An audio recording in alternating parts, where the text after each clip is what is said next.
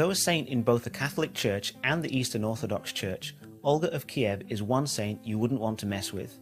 Her date of birth is unknown, but we do know that she was brought by Pskov to marry Igor, Prince of Kiev and son of Rurik, the founder-ruler of the Kievan Rus, in the year 903.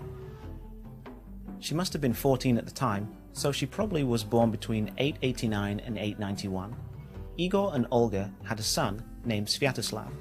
Like all rising empires, Kievan Rus had grown at the expense of its neighbours, and one tribe called the Drevlians weren't okay with their rule.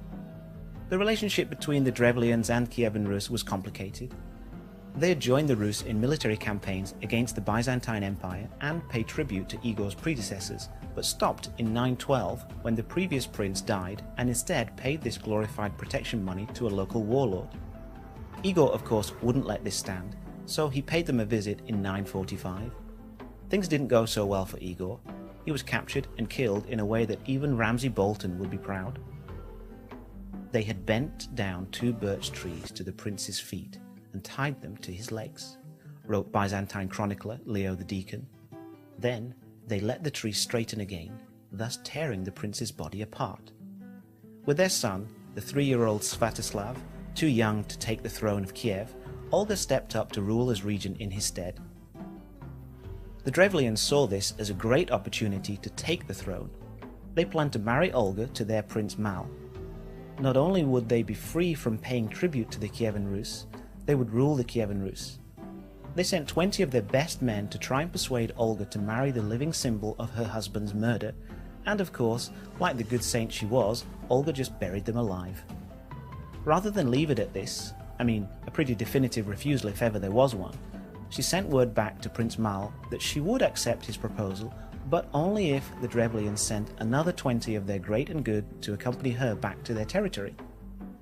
Strangely, without asking what happened to the other 20 guys he sent, Prince Mal sent another party of their chieftains to collect her.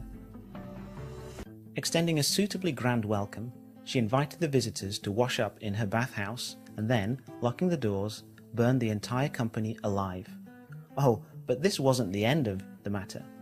With the whole of the Drevlian ruling class cruelly exterminated, Olga hatched a plan to do away with the rest of them altogether, announcing that she would soon arrive at the Drevlian capital of Iskorostan, and asked them to arrange a funeral feast where they could mourn over her husband's death in that very city. Despite not having heard from either of the missions they dispatched to Olga's court, the Drevlians set about preparing the feast, and after drinking themselves insensible on mead, Olga's soldiers put 5,000 of them to the sword. Even this orgy of bloodletting wasn't enough to satiate her need for vengeance, and Olga gathered an army to wipe out her foes for good. The surviving Drevlians begged for mercy and offered to pay in honey and furs to escape her anger. She seemed to soften, although at this point you'd think they'd know better. She asked for 3 pigeons and 3 sparrows from each house. It seemed reasonable to them, so they did that. Then Olga gave to each soldier in her army a pigeon or a sparrow, and ordered them to attach by thread to each pigeon and sparrow a piece of sulphur bound with small pieces of cloth. When night fell, Olga bade her soldiers release the pigeons and the sparrows. So the birds flew to their nests, the pigeons to the cotes and the sparrows under the eaves. The dovecotes, the coops, the porches and the haymows were set on fire. Every house was consumed by the flames. The people fled from the city, and Olga ordered her soldiers to catch them. She took the city and burned it, and captured the elders of the city.